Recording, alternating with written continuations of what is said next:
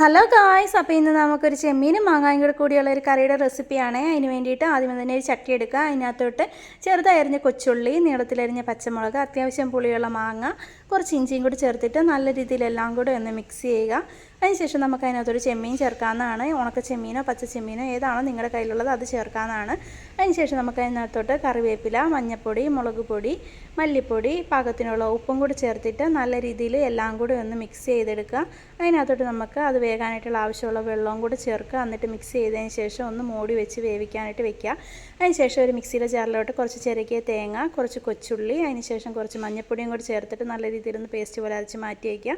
പിന്നെ നമുക്ക് അതിനകത്തോട്ട് വേകാൻ വെച്ചിരിക്കുന്നതിനകത്തോട്ട് അരപ്പ് ചേർത്ത് പാകത്തിനുള്ള വെള്ളം കൂടി ചേർത്ത് ഒന്ന് തിളപ്പിച്ചിട്ട് മാറ്റി വയ്ക്കുക. അതിനുശേഷം വേറൊരു പാൻ എടുക്കുക. അതിനകത്തോട്ട് കുറച്ച് വെളിച്ചെണ്ണ എടുക്കുക. അത് ചൂടായി വരുമ്പോൾ കുറച്ച് കടുകിട്ട് പൊട്ടിക്കഴിയുമ്പോൾ കുറച്ച് കൊച്ചുള്ളി അരിഞ്ഞത് ചേർത്ത് അതൊന്ന് മൂത്ത് വരുമ്പോൾ കുറച്ച് പത്തൽമുളകും കൂടി ചേർത്ത് ഒന്ന് താളിച്ചൊഴിക്കാവുന്നതാണ്. എന്നിട്ടൊന്ന് 10 മിനിറ്റ് മൂടി വയ്ക്കുക. എന്നിട്ട് അറിയതിന് ശേഷം സെർവ് ചെയ്യുക. അപ്പോൾ എൻ്റെ വീഡിയോസൊക്കെ ഇഷ്ടമായി സബ്സ്ക്രൈബ് ചെയ്യാനായിട്ട് മറക്കല്ലേ. ടാറ്റാ.